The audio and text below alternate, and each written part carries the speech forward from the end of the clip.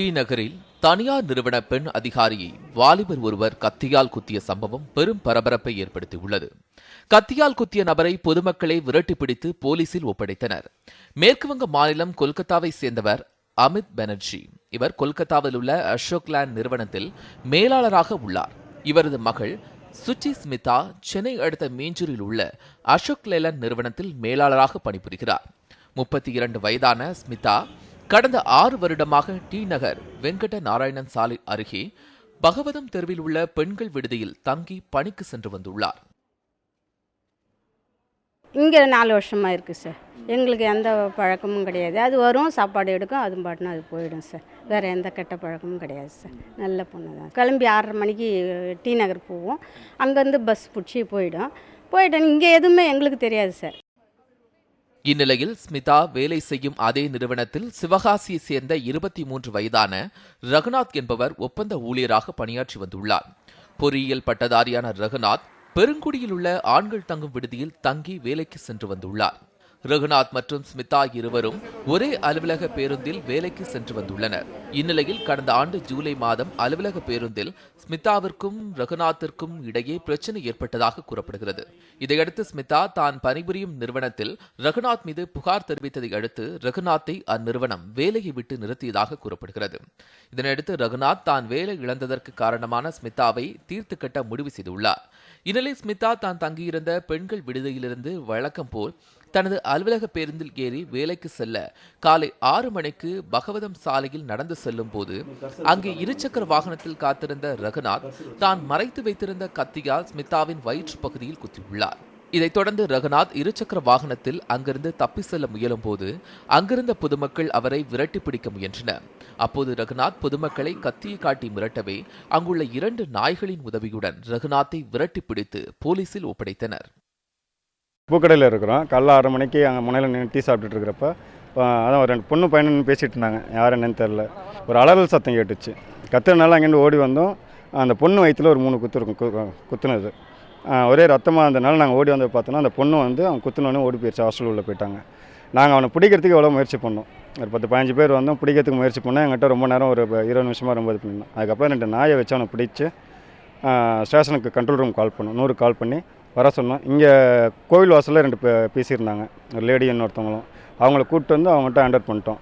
பொண்ணு கத்துற சவுண்டு கேட்டது. கத்துற சவுண்டு கேட்டதுனால நாங்கள் எல்லாம் என்ன ஏதுன்னு ஓடி வந்து பார்த்தோன்னா ஒரு பொண்ணு வயிற்றில் கத்தி குத்துப்பட்டு ரத்த வெள்ளத்தோடு இருந்தது. அது என்ன ஏதுன்னு பார்த்தா குத்தினவனை நாங்கள் பிடிக்க ட்ரை பண்ணும்போது அவன் எங்கள் எல்லோரையும் கத்தி வச்சு மிரட்டின்னு ரொம்ப பயங்கொத்தி இருந்தான். நாங்கள் எல்லாருமே ரவுண்டு கட்டி இது பண்ணோம். அப்படி இருந்தோம் அவன் பைக்கில் எஸ்கேப் ஆக பார்த்தோம். அப்போ வீட்டு நாய் வளர்க்குற நாய் 2 இருக்குது. அந்த நாயை வச்சு நாங்கள் உசுப்பேற்றி விட்டதுனால அவனை மிரட்டி திருத்தி பிடிச்சதுனால அவன் பேலன்ஸ் ஸ்லிப்பாகி கீழே வந்தான். அதுக்கப்புறம் நாங்கள் எல்லோரும் பிடிச்சி ஸ்டேஷனுக்கு 100க்கு நம்பர் கால் பண்ணி போலீஸ் கம்ப்ளைண்ட் பண்ணி வர வச்சு அதுக்கப்புறம் அரெஸ்ட் பண்ணி விட்டாங்க. இந்நிலையில் படுகாயமடைந்த ஸ்மிதா தான் தங்கியிருந்த விடுதிக்கு ரத்தம் சொட்ட சென்றதை அடுத்து தனது நண்பர்கள் உதவியுடன் தனியார் மருத்துவமனையில் அனுமதிக்கப்பட்டார். இந்நிலையில் ஸ்மிதாவை பழிவாங்க ரகுநாத் பல நாட்களாக வேவு பார்த்துள்ளதாக அப்பகுதியில் இருந்தோர் தெரிவித்தனர். திடீர்னு உள்ளே வரும்போது சத்தம் கட்டது. எதிர் வீட்டு பையன் ஓடனப்பில் பிடின்னு சொல்லிட்டு ஓடுவான். அவன் அதுக்குள்ளே யூட்டர்ன் போட்டு வயிற்றில் குத்திட்டோன்னே இந்த பொண்ணு கத்திக்கிட்டே ஓடி வந்தது. கத்திட்டு வந்தே இவங்க என்ன நினச்சிட்டாங்க, நாய் தான் கடிச்சிச்சின்னு. அந்த வேலைக்காரம்மா நாய் கடிச்சிச்சுன்னு சொன்னோன்னே நான் உள்ளே போய் பார்த்தா அந்த அம்மாவுக்கு ரத்தமாக போயிட்டு இருந்தது. ட்ரெஸ் எடுத்து பார்க்கும்போது நல்லா வெட்டி இருந்தது. ஐஸை வச்சுட்டு நான் துண்டை போட்டு கட்டிட்டு ஆட்டோ கூட்டம் ஆட்டோவில் எடுத்துகிட்டு போயிட்டாங்க. இவ்வளோ தான் நடந்தது. வேறு அடிக்கடி வந்து நின்றுருக்கான் அவன். என்னதானே அவங்க 2 பேரும் ஒன்றா ஒர்க் பண்ணுறாங்களாம். ஆஃபீஸில் ஒன்றா ஒர்க் பண்ணுறாங்களாம். அவங்களுக்குள்ள பிரச்சனை வந்ததுனால அவன் ஃபாலோ பண்ணிட்டு வந்து ஏதோ அவங்க என்னன்னு தெரியாது.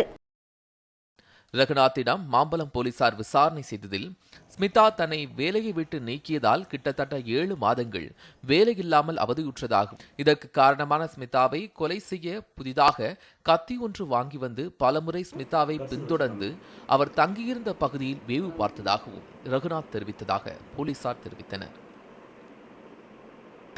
கத்தியால் குத்திய அந்த நபர் ரகுநாத்தை மாம்பலம் காவல் நிலையத்தில் பிடித்து வைத்து தற்பொழுது விசாரணை நடைபெற்று வருவதாகவும் மேற்கொண்டு இந்த சம்பவத்திற்கு உண்மையான காரணம் என்ன என்பது குறித்து விசாரணையின் முடிவில் தான் தெரியவரும் என்றும் காவல்துறையினர் தெரிவித்திருக்கிறார்கள். நியூஸ் 7 தமிழுக்காக ஒளிப்பதிவாளர் சரவணனுடன் மணிகண்டன்.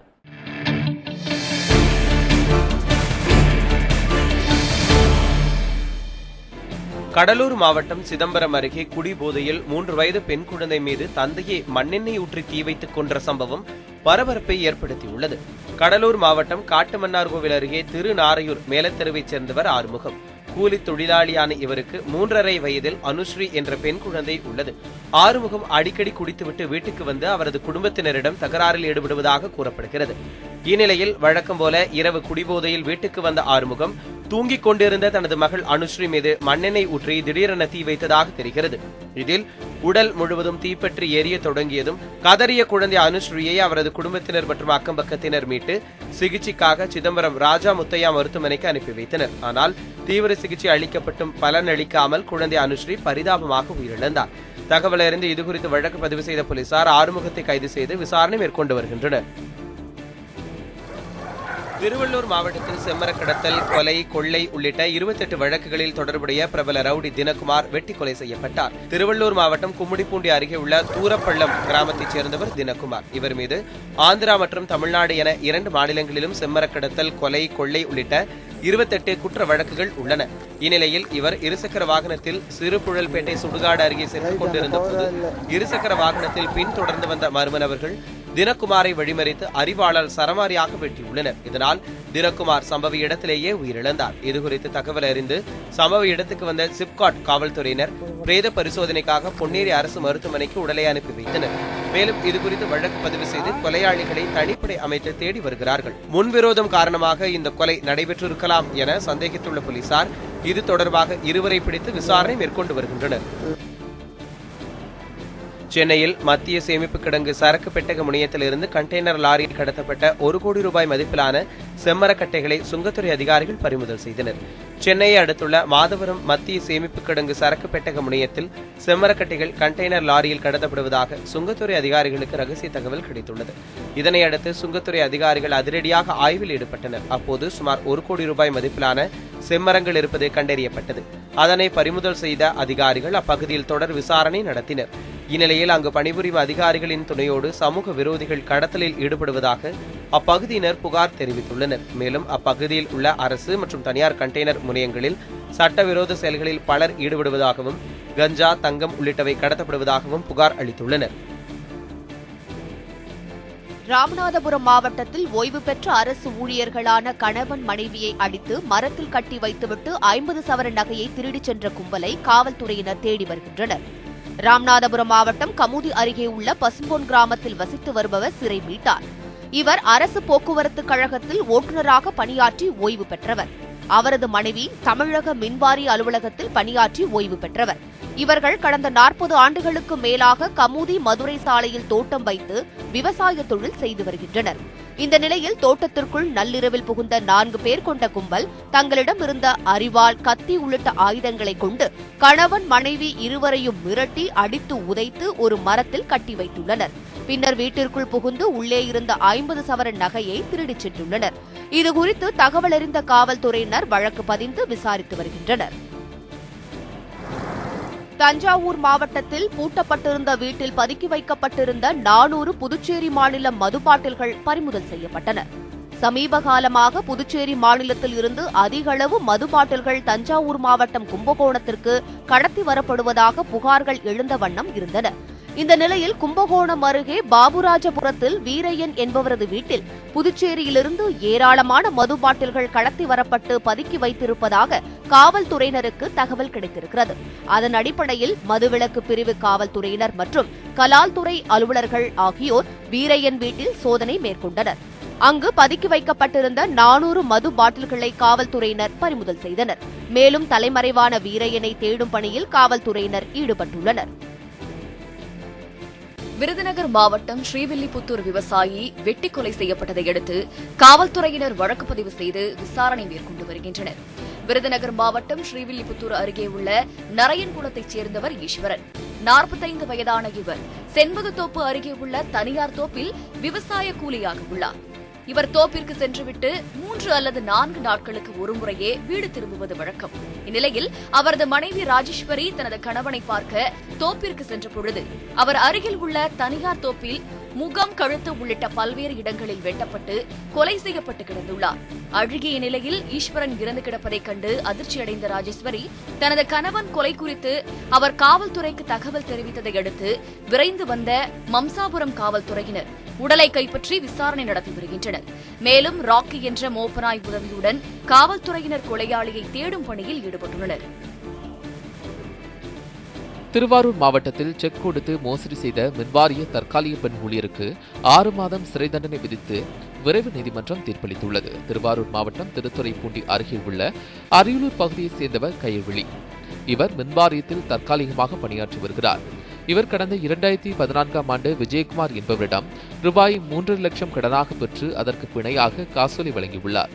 விஜயகுமார் 2 மாதம் கழித்து கயல்வெளி வழங்கிய காசோலையை வங்கியில் செலுத்திய போது வங்கிக் கணக்கில் பணமில்லாமல் காசோலை திரும்பி வந்துள்ளது. இதையடுத்து விஜயகுமார் திருத்துறைப்பூண்டி நீதிமன்றத்தில் வழக்கு தொடுத்துள்ளார்.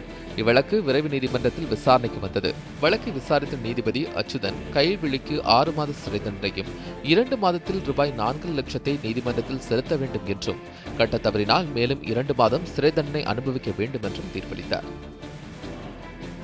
அரியலூர் பகுதியைச் சேர்ந்த கயல்விழி என்பவர் 24/4/2014 ரூபாய் 3 லட்சம் கடன் வாங்கியிருந்தார்.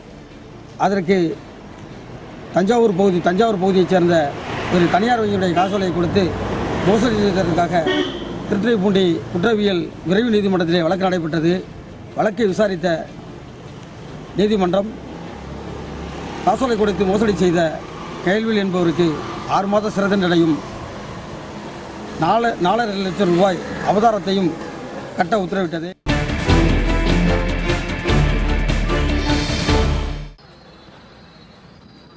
சென்னையை அடுத்த அம்பத்தூர் அருகே பாடி யாதவ தெருவில் ஒரு வாடகை வீட்டில் வசித்து வந்தவர் பாபு.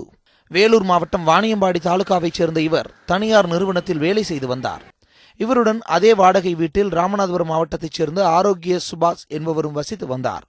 இவர் வேறொரு தனியார் நிறுவனத்தில் வேலை செய்து வந்தார். ஒரே வீட்டில் இருவர் மட்டுமே தங்கி வந்த நிலையில் பாபுவுக்கு சொந்தமான 1.5 பவுன் தங்க நகை காணாமல் போயுள்ளது. எங்கு தேடியும் தங்க நகை கிடைக்காததால் பாபு சுபாஷிடம் நகை குறித்து கேட்டுள்ளார். அதற்கு ஆரோக்கிய சுபாஷ் முன்னுக்கு பின் முரணாக பதிலளித்ததாக தெரிகிறது. இதனையடுத்து பாபு மீண்டும் வீடு முழுவதும் தனது நகையை தேடி பார்த்துள்ளார்.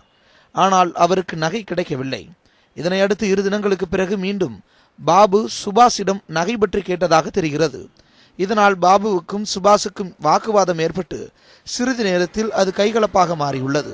இந்த நிலையில் அதிகாலை 3 மணி அளவில் தகராறு உச்சத்தை அடைந்த போது ஆத்திரமடைந்த சுபாஷ் வீட்டிலிருந்த கத்தியை எடுத்து தனது நண்பன் பாபுவை சராமரியாக வெட்டியுள்ளார். பாபுவின் அலறல் சத்தம் கேட்டு இருவரும் தங்கியிருக்கும் வீட்டின் உரிமையாளர் வந்து பார்த்தபோது பாபு இரத்த வெள்ளத்தில் பிணமாக கிடந்துள்ளார்.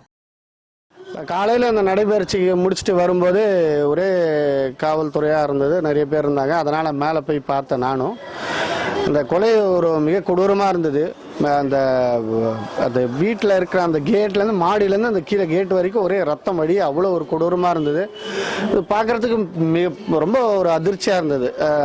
நானும் சில இதெல்லாம் பார்த்துருக்கேன் நான். ஆனால் இப்படி ஒரு கொடூரமான கொள்கையை எனது அனுபவத்தில் நான் முதல் தடவையாக பார்க்குறேன். நான் பிணத்தின் அருகேயே ரத்தம் தோய்ந்த கத்தியுடன் அமர்ந்திருந்த சுபாஷை கண்டு அதிர்ந்த வீட்டு உரிமையாளர் காவல்துறையினருக்கு தகவல் தெரிவித்துள்ளார். இதனைத் தொடர்ந்து சம்பவ இடத்திற்கு வந்த கொரட்டூர் போலீசார் உடலை கைப்பற்றி கீழ்ப்பாக்கம் அரசு மருத்துவமனைக்கு அனுப்பி வைத்தனர். கூட தங்கியிருந்தவங்களே 2 பேர் தங்கியிருக்காங்க. ஒரு 1.5 பவுன் நகைக்காக வந்து சண்டை போட்டுட்ருக்காங்க. சண்டையில் வந்து ஒருத்தர் அவரை கொலை பண்ணிட்டாங்க அப்படின்ற மாதிரி ஒரு தகவல் வந்தது. இது கேட்டோன்னே மிக அதிர்ச்சிக்குள்ள ஒரு செய்தியாக இருக்குது. மேலும் கொலை செய்துவிட்டு அங்கேயே அமர்ந்திருந்த சுபாஷை காவல் நிலையத்துக்கு அழைத்து சென்று விசாரணை செய்தனர். இதனையடுத்து சுபாஷை நீதிமன்றத்தில் ஆஜர்படுத்திய போலீசார் பின்னர் அவரை புழல் சிறையில் அடைத்தனர். வெறும் 1.5 சவரன் நகைக்காக இளைஞரை நண்பரே கத்தியால் குத்தி கொன்ற சம்பவம் அப்பகுதி மக்களிடையே பெரும் அச்சத்தை ஏற்படுத்தியுள்ளது. பையனுங்க 2 பேர் ரோமில் தங்கி இருந்திருக்கானுங்க. ஒருத்தர் வந்து வெட்டிட்டு இருக்கிறானுங்க. எனக்கு எப்படி என்ன நடக்குதுன்னே தெரிய மாட்டேங்குது. ஒரு ஊருக்குள்ளே இருக்கிற நமக்கு ஒன்றுமே தெரிய மாட்டேங்குது. ஏன்னா வந்து சரியான பாதுகாப்பு இல்லை மக்களுக்கு. ஒரு நகைக்காக ஒருத்தன் கொல்றது வந்து எவ்வளோ பெரிய ஒரு கேவலமான ஒரு செயல். என்ன மாதிரிலாம் இந்த பகுதியில் நடந்துகிட்டு இருக்குது. இதே நிலைமை நீடிச்சதுன்னா பொதுமக்கள் வீட்டை விட்டு வெளியே வர்றதுக்கே ரொம்ப அச்சப்படுறாங்க, ரொம்ப கஷ்டப்படுறாங்க. சமீப காலமாகத்தான் இந்த பகுதியில் குற்றச் செயல்கள் அதிகரித்திருக்கிறது என்றும் இதற்கு காரணம் பொருளாதார வசதியின்மையே என்றும் அப்பகுதி மக்கள் தெரிவிக்கின்றனர்.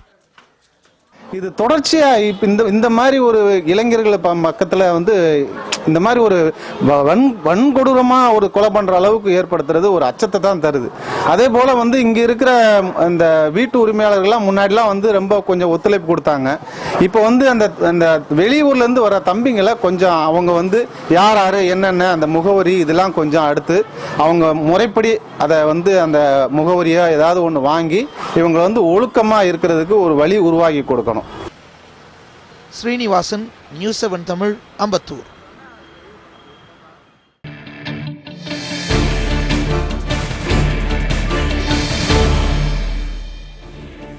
கோவையில் பெரியார் திராவிட கழக பிரமுகர் ஃபரூக் கொலை செய்யப்பட்ட வழக்கில் கைது செய்யப்பட்ட மேலும் 3 பேருக்கு வரும் 5ஆம் தேதி வரை நீதிமன்ற காவலில் வைக்க நீதிபதி உத்தரவிட்டுள்ளார். கோவையில் கடந்த 16ஆம் தேதி பெரியார் திராவிடர் கழக பிரமுகர் ஃபரூக் வெட்டி கொலை செய்யப்பட்டுள்ளார். இந்த வழக்கில் அப்துல் முனாஃப், அக்ரம் ஜிந்தா மற்றும் ஜாஃபர் ஆகியோரை பிடித்து தனிப்படை காவல்துறையினர் விசாரித்து வருகின்றனர். இதில் ஃபரூக் கொலையில் அவர்கள் 3வருக்கும் தொடர்பு இருப்பது தெரியவந்துள்ளது. இதனையடுத்து அவர்களை கோவை 5வது குற்றவியல் நடுவர் மன்ற நீதிபதி செல்வகுமாரின் வீட்டில் போலீசார் ஆஜர்படுத்தினர். இதனைத் தொடர்ந்து 3வரையும் ஏப்ரல் 5ஆம் தேதி வரை நீதிமன்ற காவலில் வைத்து விசாரிக்க நீதிபதி உத்தரவிட்டுள்ளார். நெல்லை மாவட்டம் சுரண்டை கல்லூரி பேராசிரியர் மாணவிகளிடம் தவறாக நடப்பதாக புகார் வந்ததை அடுத்து ஆலங்குளம் டிஎஸ்பி மற்றும் மகளிர் போலீசார் பேராசிரியரிடம் விசாரணை மேற்கொண்டனர். நெல்லை மாவட்டம் சுரண்டை அரசு கல்லூரியின் எலக்ட்ரானிக் கம்யூனிகேஷன் துறையில் முதுகலை பாடப்பிரிவில் 1ஆம் ஆண்டு 21 மாணவிகளும் 3 மாணவர்களும் பயின்று வருகின்றனர். இந்த துறையின் தலைவரான பிரேம்சந்தர் கல்லூரி மாணவிகளிடம் தொடர்ந்து பாலியல் தொந்தரவு கொடுத்து வந்ததாக அவ்வப்போது கல்லூரி நிர்வாகத்திடம் புகார் தெரிவித்துள்ளனர். இது தொடர்பாக கல்லூரி நிர்வாகம் விசாரணை மேற்கொண்டு பல்கலைக்கழகத்திடம் அறிக்கையும் அளித்துள்ளது. இந்நிலையில் இது தொடர்பாக மேலும் புகார் தெரிவித்தாலோ பெற்றோர்களிடம் தெரிவித்தாலோ உங்களின் எதிர்காலம் என் கையில்தான் உள்ளது, இன்டர்னல் மார்க் போடாமல் ஃபெயிலாக்கி விடுவேன் என பிரேம்சந்தர் மிரட்டல் விடுத்ததாக கூறப்படுகிறது. இதனையடுத்து மாணவிகள் காவல் கண்காணிப்பாளர் மற்றும் உயர் அதிகாரிகளுக்கு மனு அனுப்பியுள்ளனர். இந்நிலையில் ஆலங்குளம் டிஎஸ்பி தலைமையில் பிரேம்சந்தரிடம் முதல்கட்ட விசாரணை மேற்கொள்ளப்பட்டது. சென்னை தாம்பரம் அருகே மென்பொருள் ஆலோசனை நிறுவன அதிபரை கத்திமுனையில் கடத்த முயற்சித்த கும்பலில் தப்பியோடிய 3 பேர் கைது செய்யப்பட்டனர். சென்னை அடுத்த தாம்பரம் மகாலட்சுமி நகர் இம்மானுவேல் தெரு பகுதியில் வசித்து வருபவர் டொனால்ட் பிரபு. கன்னியாகுமரி மாவட்ட நாகர்கோவில் பகுதியைச் சேர்ந்த இவர் கடந்த 3 ஆண்டு காலமாக குரோம்பேட்டை பகுதியில் மென்பொருள் ஆலோசனை நிறுவனம் நடத்தி வருகிறார். இந்நிலையில் கடந்த 15ஆம் தேதி தாம்பரம் அருகே மகாலட்சுமி நகர் பகுதியில் ரொனால்டு பிரபுவை கத்தி முனையில் சிலர் கடத்த முயற்சித்துள்ளனர். அப்போது மக்கள் கூடியதால் அறிவாளை சம்பவ இடத்திலேயே விட்டுவிட்டு கடத்தல் கும்பல் தப்பியோடியது. இந்நிலையில் தப்பியோடிய முக்கிய குற்றவாளிகளான கண்ணன், கார்த்திகேயன், கார்த்திக் என்ற 3 பேரை கைது செய்த சேலையூர் போலீசார் தாம்பரம் குற்றவியல் நடுவர் நீதிமன்றத்தில் ஆஜர்படுத்தினர். பின்னர் நீதிபதியின் உத்தரவின் பேரில் 3வரும் புழல் சிறையில் அடைக்கப்பட்டனர். சென்னை அம்பத்தூர் அருகே கார் கண்ணாடியை உடைத்து சுமார் 3 லட்சம் ரூபாய் பணம் கொள்ளையடிக்கப்பட்டுள்ளது அதிர்ச்சி ஏற்படுத்தியுள்ளது. சென்னை அம்பத்தூர் அடுத்துள்ள பாடி அருகே தனியார் நிறுவனம் சார்பில் கட்டுமான பணிகள் நடைபெற்று வருகின்றன. இந்த கட்டுமான பணிகளின் ஒப்பந்ததாரராக அண்ணா நகரை சேர்ந்த சேகர் என்பவர் இருந்து வருகிறார். இந்நிலையில் அண்ணா நகர் பகுதியில் உள்ள வங்கி ஒன்றிலிருந்து ஒப்பந்ததாரர் சேகர் 2,80,000 ரூபாய் பணத்தை எடுத்துக்கொண்டு கட்டுமான பணியை பார்வையிட சென்றுள்ளார். கட்டிடம் அருகே காரை நிறுத்திவிட்டு சென்ற அவர் திரும்பி வந்து பார்த்தபோது கார் கண்ணாடி உடைக்கப்பட்டு பணம் கொள்ளையடிக்கப்பட்டு இருப்பதைக் கண்டு அதிர்ச்சியடைந்தார். இதுகுறித்து கொரட்டூர் காவல் நிலையத்தில் புகார் அளிக்கப்பட்டதைத் தொடர்ந்து காவல்துறையினர் வழக்கு பதிவு செய்து விசாரணை நடத்தி வருகின்றனர். மதுரை மாவட்டத்தில் தேசிய 4 வழி சாலையில் அடையாளம் தெரியாத வாலிபர் மர்மமான முறையில் இறந்து கிடந்ததை அடுத்து காவல்துறையினர் உடலை கைப்பற்றி விசாரணை மேற்கொண்டு வருகின்றனர். மதுரை மாவட்டம் திருமங்கலத்தை அடுத்த மேலக்கோட்டை தேசிய 4 வழி சாலையில் அடையாளம் தெரியாத இளைஞரின் உடல் ஒன்று கிடந்துள்ளது. இதை கண்ட பொதுமக்கள் திருமங்கலம் தாலுகா போலீசாருக்கு தகவல் அளித்தனர். இதனையடுத்து சம்பவ இடத்திற்கு வந்த காவல்துறையினர் உடலை கைப்பற்றி ஆய்வு செய்தனர். இறந்த நபருக்கு வயது 23 இருக்கலாம் என தெரிவித்துள்ள காவல்துறையினர் அவரது உடலில் எந்த காயங்களும் இல்லாததால் விபத்தினால் இறந்திருக்க வாய்ப்பில்லை என்றும் தெரிவித்துள்ளனர். இளைஞரின் உடலை பிரேத பரிசோதனைக்காக திருமங்கலம் அரசு மருத்துவமனையில் அனுமதித்துள்ள காவல்துறையினர் இதுகுறித்து வழக்கு பதிவு செய்து விசாரணை மேற்கொண்டு வருகின்றனர்.